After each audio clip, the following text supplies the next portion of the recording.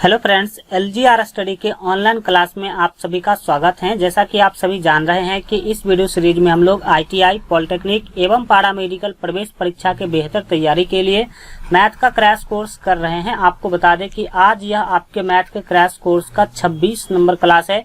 इससे पहले मैथ के क्रैश कोर्स का 25 क्लास ऑलरेडी हो चुका है। जो लोग अभी तक इस सभी 25 क्लास को नहीं देखे हैं तो आप इस चैनल के प्ले लिस्ट में जाकर के इस सभी 25 क्लास को जरूर देख लीजिएगा, क्योंकि यह आपके लिए काफी महत्वपूर्ण है।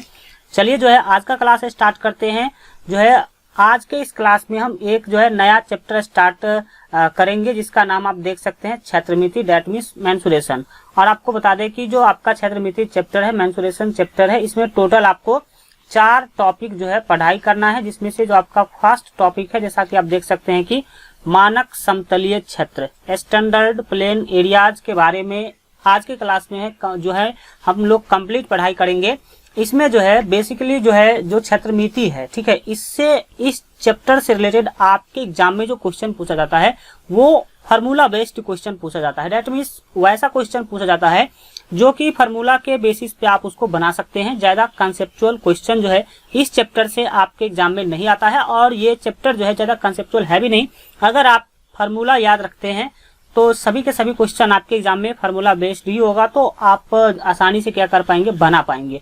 तो आज के जो आपका जो टॉपिक है मानक समतलीय क्षेत्र, इसमें विशेष करके हम लोग जो भी समतल आकृति है, समतल आकृति जितने भी है, जैसे आपका त्रिभुज है, वृत्त है, वर्ग, आयत, और जितने भी प्रकार के चतुर्भुज होते हैं, समलंब चतुर्भुज, समांतर चतुर्भुज, इस सभी से रिलेटेड जितने भी प्रकार के क्वेश्चन आते हैं वो सभी के सभी समतल मानक समतलीय क्षेत्र में आते हैं, इस टॉपिक के अंदर आते हैं।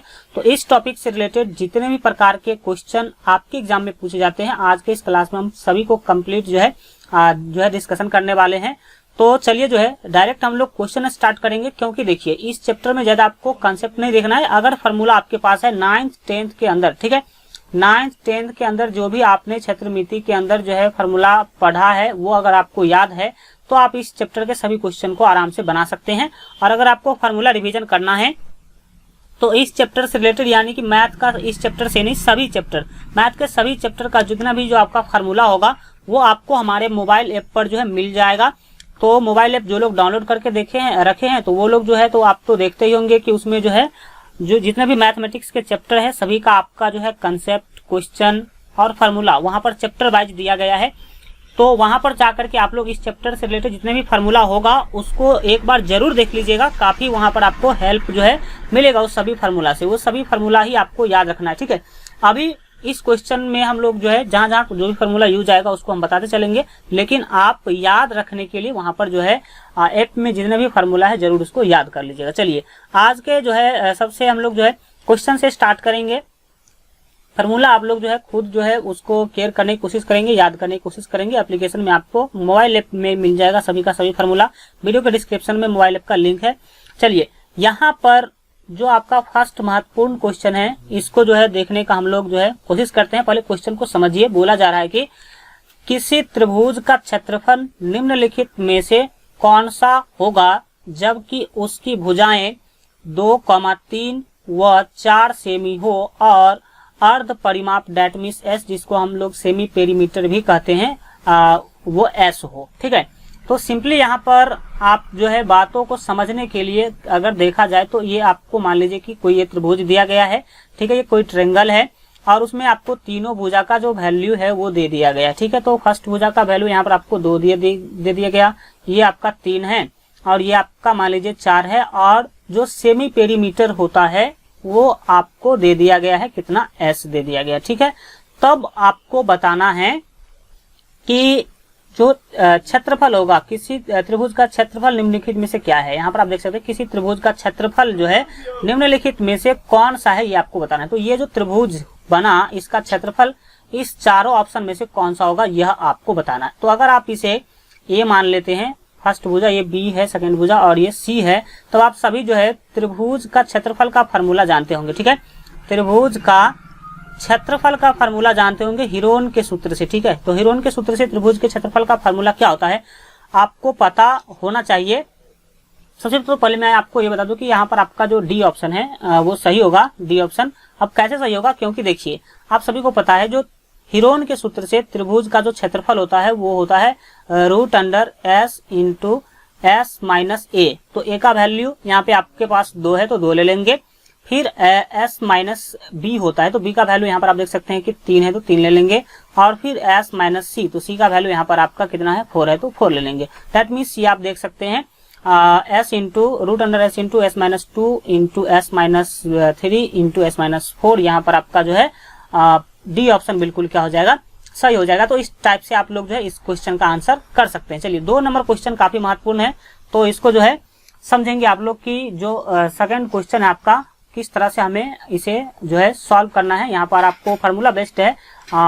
अभी जो शुरुआत का कुछ क्वेश्चन होगा वो बेसिक सा क्वेश्चन होगा, फिर आगे आपको बहुत सारा क्वेश्चन जो ऐसा होगा जो काफी एडवांस लेवल का देखने का आपको मिलेगा। चलिए तो हम दूसरे क्वेश्चन को पढ़ते हैं। दूसरा क्वेश्चन है कि समबाहु त्रिभुज का क्षेत्रफल निम्नलिखित में से किसके बराबर होता है। ठीक है, समबाहु त्रिभुज।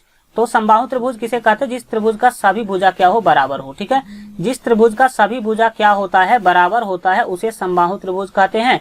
और आपको क्या करना है, तो समबाहु त्रिभुज के क्षेत्रफल के बारे में बताना है। तो सबसे पहले तो मैं आपको ये बता दूं कि यहाँ पर आपका डी ऑप्शन क्या होगा, सही होगा। क्योंकि आप देख सकते हैं कि बोला जा रहा है कि एक भुजा तथा शीर्ष लंब के गुणनफल का आधा, एक भुजा तथा शीर्ष लंब के गुणनफल का जो है आधा यहाँ पर आपका जो है बिल्कुल ही सही होगा।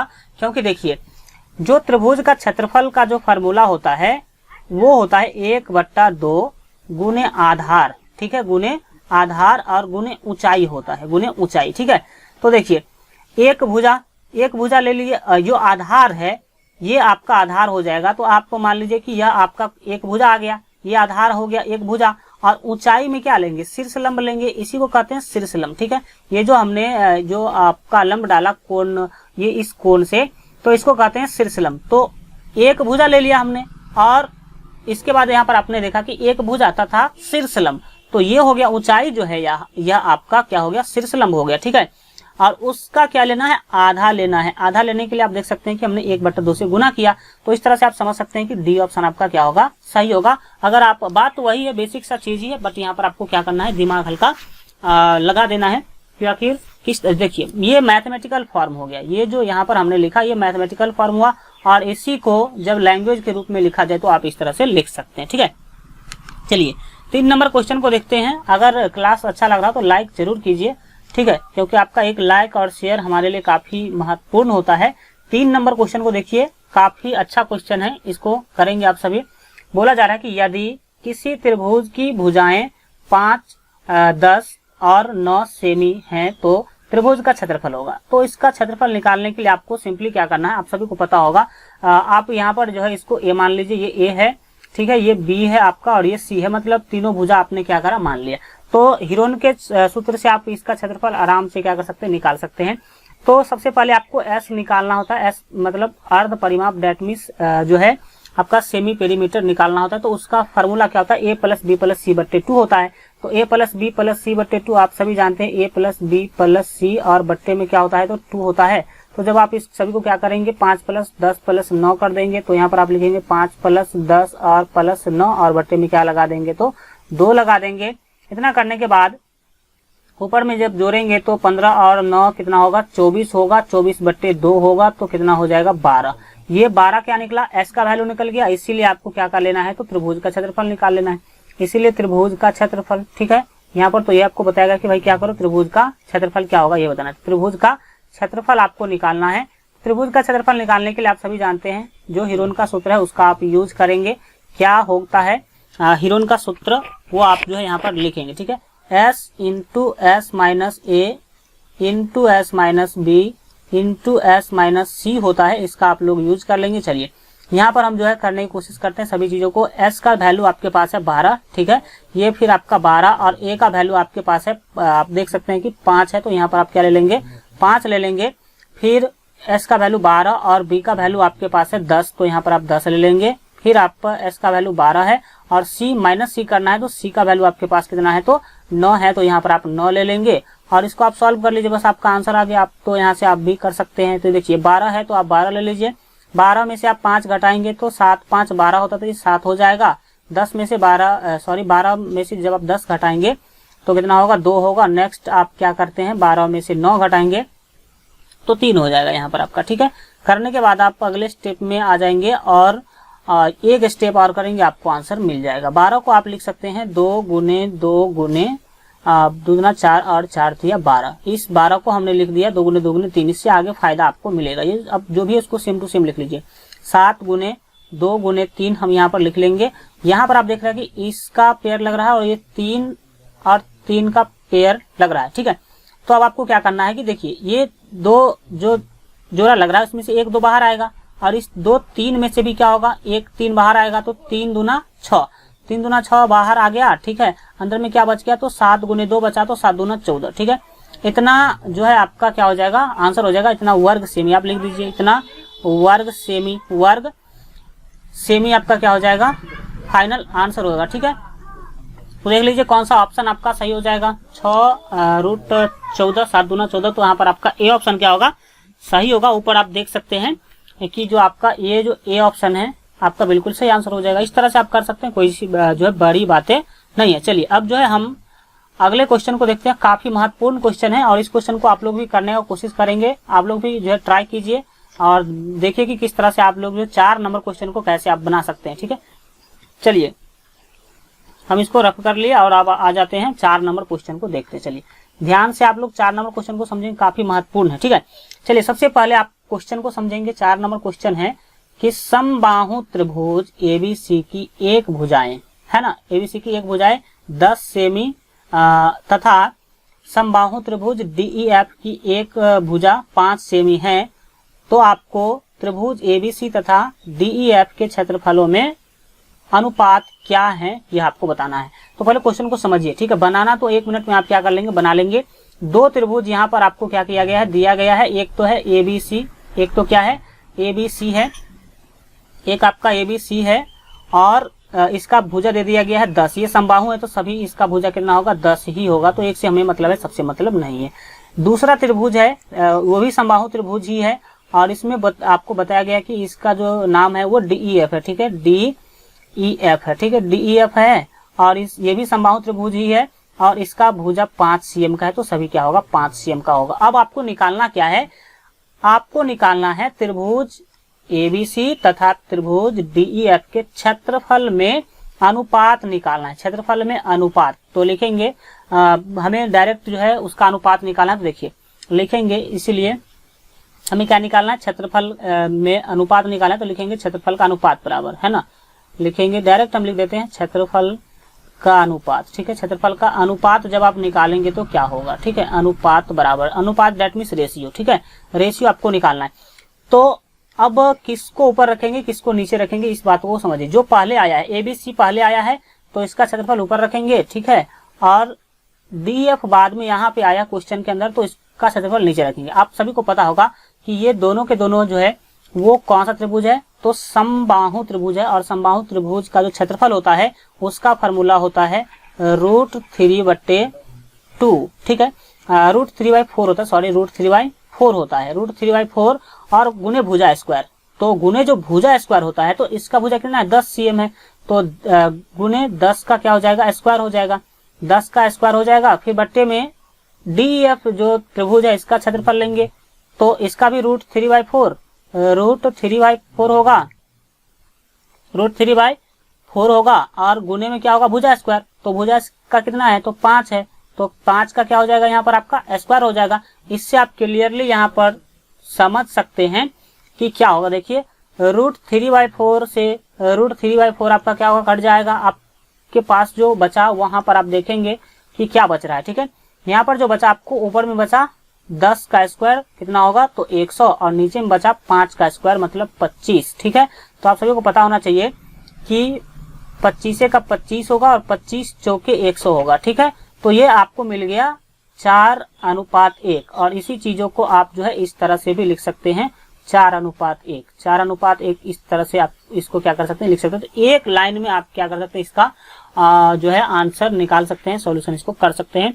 तो 4:1 यहाँ पर आपका जो सही आंसर हो जाएगा वो सी हो जाएगा। इस तरह से आप जो इसको बना सकते हैं, कोई बड़ी बातें नहीं है। हम बढ़ जाते हैं 5 नंबर क्वेश्चन को देखते हैं। फास्टली करेंगे क्योंकि बेसिक सा क्वेश्चन होता है, फार्मूला बेस्ड क्वेश्चन होगा। आप फार्मूला ज्यादा से ज्यादा याद करें तो आपको काम जो है आसान जो है लगेगा, ठीक है।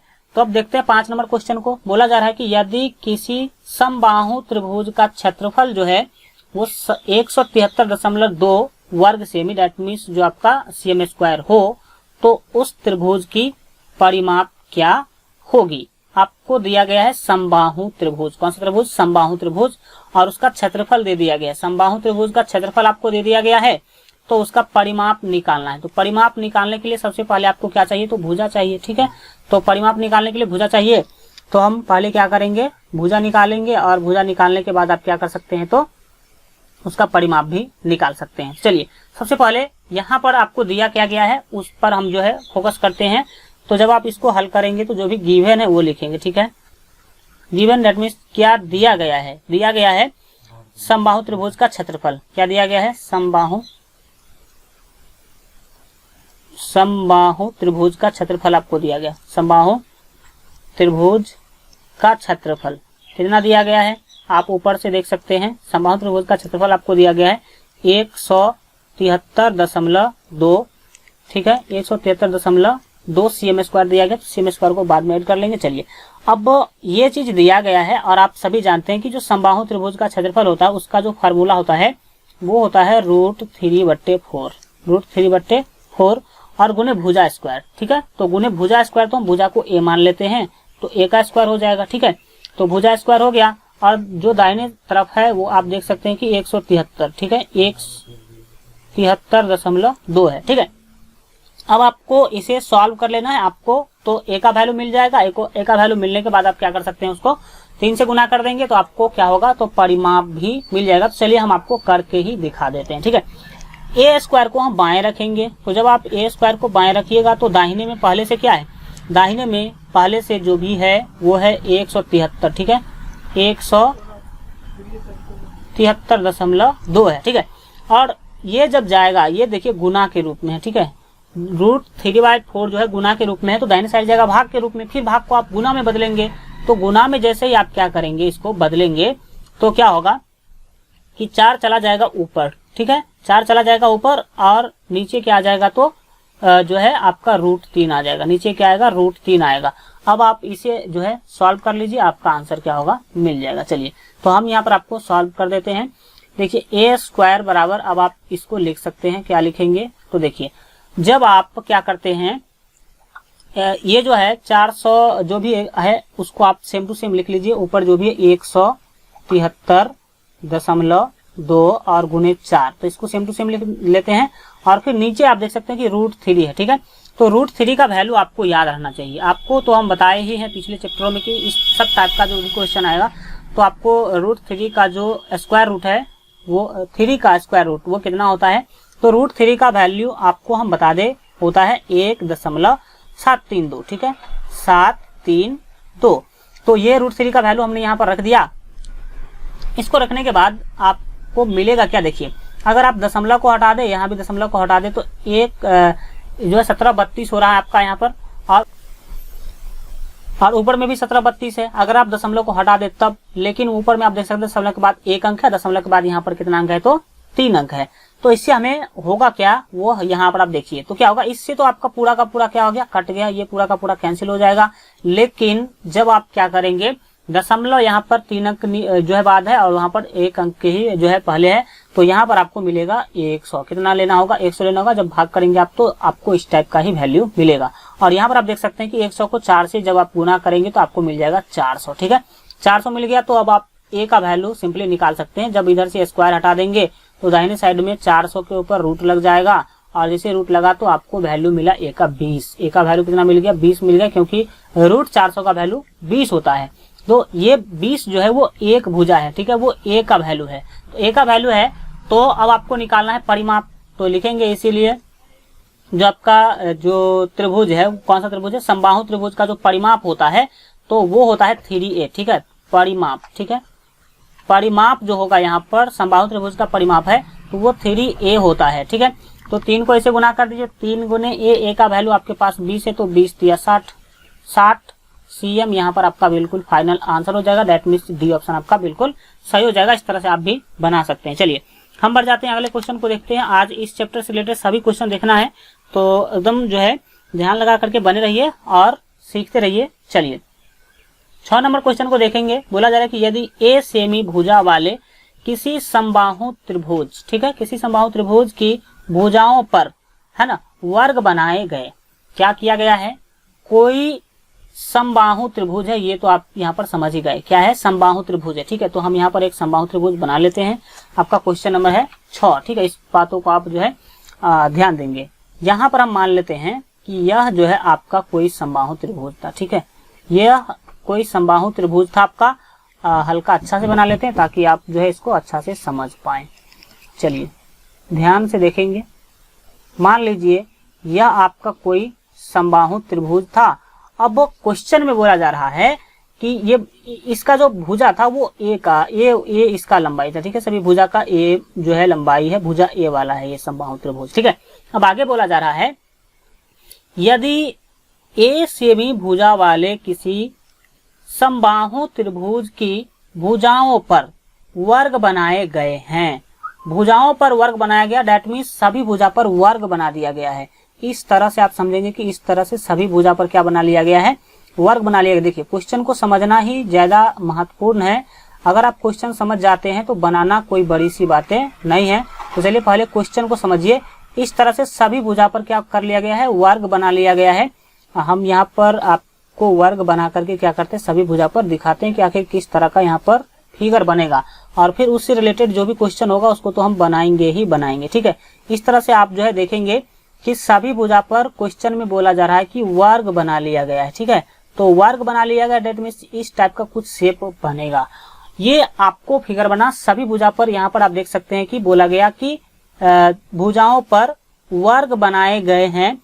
तो वर्गों के, किसके, वर्गों के क्षेत्रफल के योग और त्रिभुज के क्षेत्रफल में क्या अनुपात होगा। वर्ग के क्षेत्रफल का योग, सभी जो वर्ग है उस सभी का क्षेत्रफल निकाल लेना, जोड़ लेना है, और फिर आपको किसका क्षेत्रफल, तो त्रिभुज के क्षेत्रफल में आपको क्या करना है, अनुपात निकालना है। ठीक है, तो चलिए कोई यहाँ पर जो है बड़ी सी बातें नहीं करना है आपको। देखिए आपको निकालना है अनुपात। क्या निकालना है, अनुपात निकालना है। ठीक है, अब अनुपात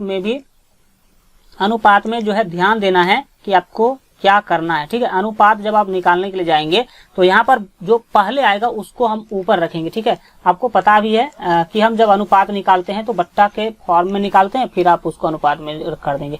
ऊपर किसका क्षेत्रफल रखेंगे, तो पहले जो क्वेश्चन में आया होगा उसका। तो आप देख सकते हैं कि वर्गों के क्षेत्रफल के योग, पहले आया वर्गों के क्षेत्रफल के योग, और फिर बाद में आ रहा है त्रिभुज के क्षेत्रफल। ठीक है, तो वर्गों के क्षेत्रफल देखिए, ये वर्ग जो बना, ये जो तीनों का तीनों जो वर्ग बना, इसका एक भुजा कितना है वो आप बताइए कि इस तीनों वर्ग का एक भुजा कितना, तो ए ही होगा, क्योंकि देख सकते हैं कि इसका एक भुजा है। तो ए भुजा वाला जो भी वर्ग होगा उसका क्षेत्रफल क्या होगा, भुजा स्क्वायर। दैट मीन्स एक वर्ग का क्षेत्रफल क्या हो रहा है, भुजा स्क्वायर हो रहा है। और आपके पास 3 जो है वर्ग इस तरह का बना हुआ है, 3 वर्ग बना हुआ है, तो आपको क्या बोला गया, वर्गों के क्षेत्रफल का योग कर लेना है। तो तीनों को जोड़ेंगे, इसका भी ए स्क्वायर होगा, इसका भी ए स्क्वायर होगा, और इस वर्ग का भी ए स्क्वायर होगा, तो 3a स्क्वायर हो जाएगा। तो 3a स्क्वायर क्या हुआ, तो तीनों वर्ग के क्षेत्रफल का क्या आ गया, योग आ गया 3a स्क्वायर। ठीक है, अब आपको क्या करना है उसे समझिए। 3a स्क्वायर आ गया तीनों वर्ग का क्षेत्रफल, और नीचे दे देना आपको त्रिभुज का क्षेत्रफल। ठीक है, तो त्रिभुज का क्षेत्रफल क्या होता है, आपको पता है कि त्रिभुज का क्षेत्रफल होता है, ये खास करके समबाहु त्रिभुज। तो समबाहु त्रिभुज जो है, तो इसका क्षेत्रफल का फॉर्मूला अभी हम आपको बताए हैं, जो आपका √3/4 और गुने भुजा स्क्वायर। तो भुजा square that means A square, ये आपका बताए हम। तो यही आपका अनुपात है। अब आप इसको सॉल्व कर लीजिए तो आप फाइनल आंसर तक पहुंच जाएंगे। चलिए तो इसको हम सॉल्व करते हैं। इसको सॉल्व करने में आप देख सकते हैं कि ए स्क्वायर से ए स्क्वायर आपका कैंसिल हो जाएगा। फिर जब आप आगे बढ़ेंगे तो ऊपर में आ रहा है 3, तो 3 को हम लिख देते हैं 3/1, 3/1 लिख देंगे। नीचे वाले को जब हम सॉल्व करेंगे तो देखिए मेन बट्टा है, ये बट्टा हो जाएगा गुना में चेंज हो जाएगा, नीचे जो 4 है वो 4 चला जाएगा ऊपर और ये जो √3 है वो आ जाएगा नीचे। ठीक है, अब आप क्या करेंगे कि √3 से √3 को जो है यहाँ पर 3 को काटेंगे। ठीक है, इस √3 से इस 3 को काटेंगे तो यहाँ पर आपको मिलेगा √3, क्योंकि आपको बता दे कि ये जो 3 है उसको आप लिख सकते हैं √3 गुने √3, तो एक √3 से एक √3 का जाएगा तो क्या बचेगा, √3 बचेगा। अब आपको अगले स्टेप में क्या मिलेगा यहाँ पर देखिए। ठीक है, अब आप ऊपर से ऊपर गुना कर लेंगे, नीचे से नीचे गुना कर लेंगे, तो √3 से 4 को गुना करेंगे तो आपको मिलेगा 4√3 मिलेगा। और फिर आप अनुपात का साइन ले लीजिए और नीचे में क्या आ रहा है, 1 को यहाँ पर आपको जो है बच रहा है 1, तो यहाँ पर आप इसको 1 लिख लेंगे, ये आपका फाइनल अनुपात हो गया। तो अगर आंसर देखा जाए तो यहाँ पर आपका जो है डी आंसर बिल्कुल ही क्या हो जाएगा, सही हो जाएगा। ठीक है, 4√3:1 आपका बिल्कुल सही आंसर हो जाएगा। इस तरह से आप भी इस क्वेश्चन को कर सकते हैं। चलिए अब हम बढ़ जाते हैं आगे, क्वेश्चन नंबर 7 को देखेंगे। 7 नंबर क्वेश्चन को आप पढ़िए और ध्यान से बनाने की जो है इसको कोशिश कीजिए। यहाँ पर बोला जा रहा है कि एक कमरा डेट मीन्स एक रूम है, 12 मीटर लंबा है और वो 8 मीटर चौड़ा है। ठीक है, और आगे बोला जा रहा है कि इसके फर्श में जो जमीन है उस पर फर्श पर 2 मीटर भुजा के, है ना, 2 मीटर भुजा के वर्गाकार, किसके आकार का, तो वर्ग के आकार का पत्थर के कितने टुकड़े जो बिछेंगे।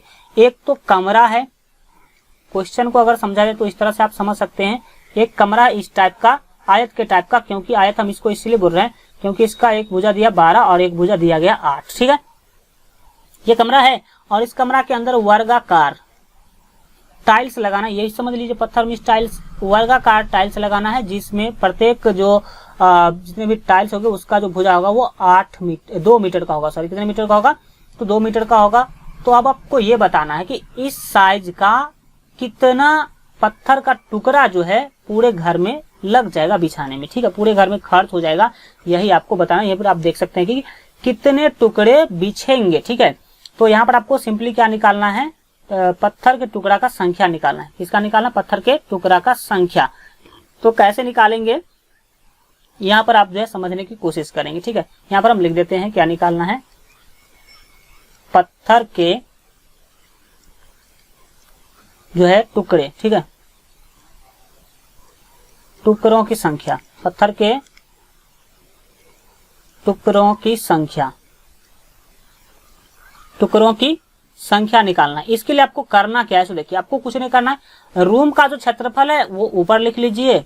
तो रूम का क्षेत्रफल कितना होगा, ये आयत जैसा रूम है तो रूम का क्षेत्रफल होगा लंबाई गुने चौड़ाई, तो 12 गुने आपको 8 कर लेना है। तो जैसे आप 12 गुने 8 करेंगे तो 12 गुने 8 करेंगे तो 12 8 क्या हो जाएगा, 96 हो जाएगा। तो 96 क्या हो गया, तो रूम का क्षेत्रफल हो गया। और एक पत्थर के टुकड़ा का क्षेत्रफल आपको नीचे लिख लेना है। ठीक है, तो पत्थर का टुकड़ा जो है वो वर्ग के आकार का क्वेश्चन में बोला जा रहा है और उसका एक भुजा 2 मीटर है, तो वर्ग के आकार का है, एक भुजा 2 मीटर है, तो आपको क्या कर लेना है कि जो वर्ग का क्षेत्रफल आप जानते हैं भुजा स्क्वायर, तो 2 का स्क्वायर कर लेंगे, डेट मीन्स इसका जो क्षेत्रफल हो जाएगा 4 हो जाएगा, 2 का स्क्वायर 4 हो जाएगा। अब आप इसको क्या कीजिए, 4 से 96 को क्या कीजिए, कैंसिल कर दीजिए, तो 24 आ जाएगा। कितना आएगा, 24 जो है आपका फाइनल आंसर होगा, मतलब 24 टुकड़ा लगेगा किसका, तो पत्थर का। देख सकते हैं एक आप जो है लाइन में इस तरह के क्वेश्चन को क्या कर सकते हैं, आप भी सॉल्व कर सकते हैं। ठीक है, चलिए अब जो है हम आगे बढ़ेंगे और आप जो है ध्यान से जो है इसको समझने की, सीखने की कोशिश करेंगे। नेक्स्ट जो क्वेश्चन है आपका काफी महत्वपूर्ण है, तो आप भी इस पर पूरा फोकस से लगे रहिए और सीखने की कोशिश कीजिए। जितना भी आपको कंसेप्ट मिल रहा है सबको अपने अंदर जो है लाने की कोशिश करिए। चलिए हम बढ़ते हैं अगले क्वेश्चन को देखते हैं। काफी जो है इंटरेस्टिंग क्वेश्चन है ये भी जो है कुछ उस टाइप का ही क्वेश्चन है, तो आप लोग जो है भी दिमाग लगाइए और आप लोग भी कोशिश कीजिए इसको बनाने का। यहाँ पर क्वेश्चन है कि एक वर्गाकार आंगन को पक्का करने के लिए जिसकी है ना प्रत्येक भुजा जो है वो 40 मीटर है। इस बार आंगन दे दिया गया आपको और यह आंगन किस टाइप का है, तो वर्ग के आकार का है। ठीक है, वर्ग के आकार का आंगन है और इसका प्रत्येक भुजा कितना है, 40 मीटर का है, 40 मीटर का है। तो ये वर्गाकार जो है आंगन हो गया। अब आपको आगे बोला जा रहा है कि 1080 रुपया, ठीक है, की ईंटें लगी। यदि इसको जो है आंगन को पक्का करने के लिए, पक्का डेट मीन्स इसमें ईंट बिछाने के लिए टोटल रुपया कितना खर्च हो गया, तो 1080 रुपया खर्च हो गया। अब आगे बोला जा रहा है कि यदि ईंटों का भाव 54 रुपये प्रति 1000 हो, 54 रुपया में 1000 ईंट क्या हो रहा था, तो मिल रहा था, और उस स्थिति में खर्च कितना हो गया, तो 1080 रुपया खर्च हो गया। तो आपको यह बताना है कि जो है यहाँ पर आप तो एक ईंट का क्षेत्रफल होगा, मतलब एक ईंट का क्षेत्रफल आपको निकाल करके बताना है, ठीक है। तो सबसे पहले आपको ईंटों की संख्या निकालना होगा, तो लिखेंगे ईंटों की संख्या बराबर, ठीक है, क्या लिखेंगे, ईंटों की संख्या बराबर, ईंटों की संख्या हम निकाल लेंगे, नंबर्स ऑफ जो है आपका जो ब्रिक्स है कितने होंगे। तो ईंट का संख्या निकालने के लिए आपको कुछ भी नहीं करना है, जो टोटल आपका खर्च हुआ है वो कितना है, तो 1080 रुपया खर्च हुआ है। टोटल ईंट मिल रहा था कितना में, 1080 में, तो 54 में मिल रहा था, तो उसको नीचे कर देंगे। और ये 54 जो है कितना का दाम था, सॉरी ये 54 कितना का दाम था, 1000 का, प्रति 1000 आप देख सकते हैं लिखा गया है 54 रुपये प्रति 1000, 1000 का दाम था 54 रुपया, 1000 का कितना दाम था, 54 रुपया था। तो आप इसे 1000 से क्या कर लेंगे, गुना कर लेंगे, और इसको 1000 से गुना करने के बाद जब आप इसे सॉल्व करते हैं तो क्या होगा, आप देख सकते हैं कि 54 दूना क्या होगा, 108, 54 दूना 108, और ये 0 इस पर आ जाएगा।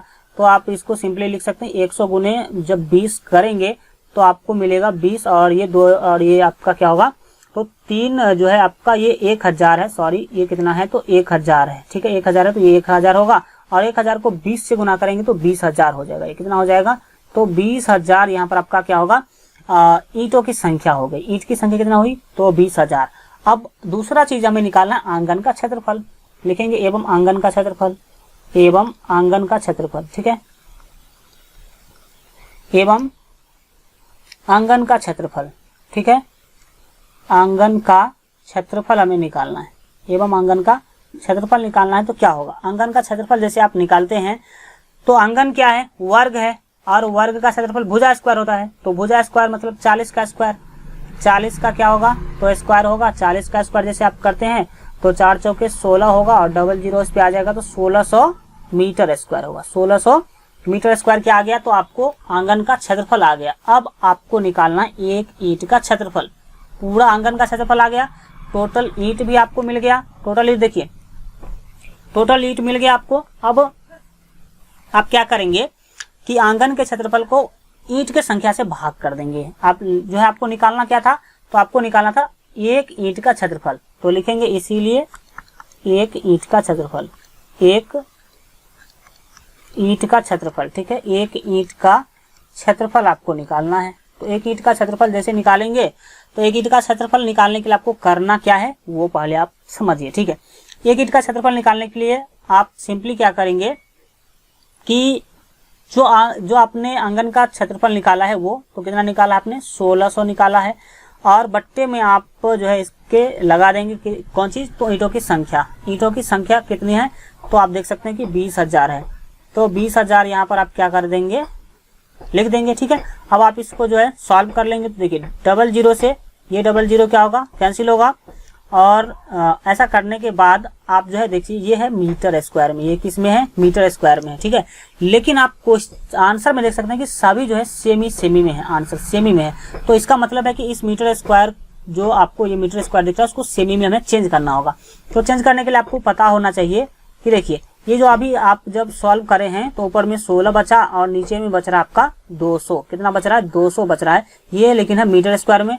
इसको सेमी में चेंज करने के लिए आपको करना होगा 10,000 से गुना, 10,000 से क्या करना होगा, गुना करना होगा। आप बोलेंगे 10,000 से गुना क्यों करेंगे, तो देखिए 100 cm बराबर होता है 1 मीटर, ठीक है। और अगर आप इधर मीटर स्क्वायर करते हैं तो इधर भी आपका जो है स्क्वायर हो जाएगा और 100 को गुना करना पड़ जाएगा आपको 100 से, तो 100 को 100 से गुना करेंगे तो कितना होगा, तो 10,000 होगा, कितना होगा 10,000। तो यहाँ पर आप जो है 1 पर 4 जीरो दे देंगे, तो ये बात आप समझ गए कि ये 10,000 से यहाँ पर आपको क्यों गुना करना पड़ा। अब ये हो गया cm स्क्वायर, ये क्या हो गया अब आपका cm स्क्वायर हो गया। ऐसा करने से देख सकते हैं कि क्या होगा, ये फिर डबल जीरो से ये डबल जीरो क्या होगा, कैंसिल होगा, और ये 2 से आप 16 को भाग करेंगे तो 8 आएगा, ऊपर भाग कर दे तो 16 से, और यहाँ पर आपको बचा हुआ कितना, तो 100, और 100 को जब आप इस 8 से गुना करेंगे तो आपको जो है आंसर मिलेगा कितना, तो आंसर मिल जाएगा आपको 800 वर्ग सेमी, ठीक है। 800 cm स्क्वायर, सिंपली बोल लीजिए 800 cm स्क्वायर आपका फाइनल आंसर होगा। दैट मीन्स ये बी ऑप्शन आपका बिल्कुल क्या हो जाएगा, सही होगा, 800 cm स्क्वायर। देख सकते हैं किस तरह से हम बना रहे हैं, 1 से 2 स्टेप काफी है इस सब टाइप के क्वेश्चन को सॉल्व करने के लिए। 9 नंबर क्वेश्चन को देखते हैं। स्क्रीनशॉट आप लोग ले लीजिएगा वीडियो को रोक करके, या फिर आप पहले तो समझ लीजिए, फिर लास्ट में कभी अच्छा टाइम निकाल करके आप केवल स्क्रीनशॉट ले लीजिएगा, ठीक है। चलिए अब यहाँ पर हम देखते हैं जो 9 नंबर क्वेश्चन है उसको। 9 नंबर क्वेश्चन को आप समझेंगे। बोला जा रहा है कि यदि किसी समलंब चतुर्भुज की समांतर भुजाएं 20 सेमी व 30 सेमी है। समलंब चतुर्भुज है और उसका जो समांतर भुजा है वो 20 cm और 30 cm है, तथा इन समांतर भुजाओं के बीच की दूरी जो है वो 6 cm है। समांतर भुजाओं के बीच की दूरी कितना है, 6 cm है। तो आपको इसका क्षेत्रफल जो है कितना होगा वर्ग सेमी में, यह आपको बताना है, ठीक है। तो चलिए इसको कैसे सॉल्व करेंगे। सिंपली आपको फार्मूला याद होना चाहिए। आपको निकालना क्या है, तो समलंब चतुर्भुज का क्षेत्रफल निकालना है। तो लिखेंगे समलंब चतुर्भुज का क्षेत्रफल बराबर, ठीक है, समलंब चतुर्भुज का क्षेत्रफल। तो समलंब चतुर्भुज का क्षेत्रफल बराबर फार्मूला क्या होता है, इसको समझिए। फार्मूला अगर आपको आ गया तो आप आंसर जो है बहुत जो है आसानी से निकाल सकते हैं। फार्मूला याद करना ही काफी महत्वपूर्ण है। तो इसका फार्मूला तो 1/2 गुने, ठीक है, समांतर भुजाओं का योग। तो यहाँ पर हम लिख देते हैं समांतर भुजाओं का योग, ठीक है। यहाँ पर आपको ठीक है, समांतर भुजाओं का योग क्या लिखना है, तो समांतर भुजाओं का योग लिखना है। समांतर भुजाओं का योग, और फिर इसको गुना करना होता है समांतर भुजाओं के बीच की दूरी से। किससे गुना करना होता है, तो समांतर भुजाओं के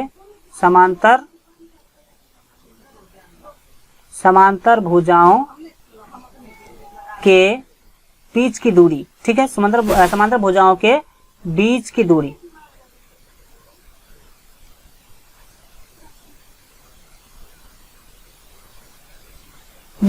से आप तो फार्मूला समझ गए होंगे। समलंब चतुर्भुज का क्षेत्रफल का फार्मूला था 1/2 गुने समांतर भुजाओं का योग और गुने समांतर भुजाओं के बीच की दूरी। चलिए अब इसमें वैल्यू बैठा देते हैं। 1/2 तो आपका 1/2 रहेगा ही, और यहाँ पर आप देख सकते हैं कि समांतर भुजाओं का जो योग है वो कितना होगा, ठीक है। तो समांतर भुजा है कौन कौन सा, तो 20 cm है और 30 cm है। दैट मीन्स यहाँ पर आपको 20 cm और प्लस 30 cm, तो 20 प्लस 30 कर लेना होगा। फिर आप गुना करेंगे समांतर भुजाओं के बीच की दूरी से। तो यहाँ पर क्वेश्चन में देख सकते समांतर भुजाओं के बीच की दूरी जो है वो 6 cm दिया गया है, तो इसको आपको गुना कर लेना होगा 6 से, ठीक है।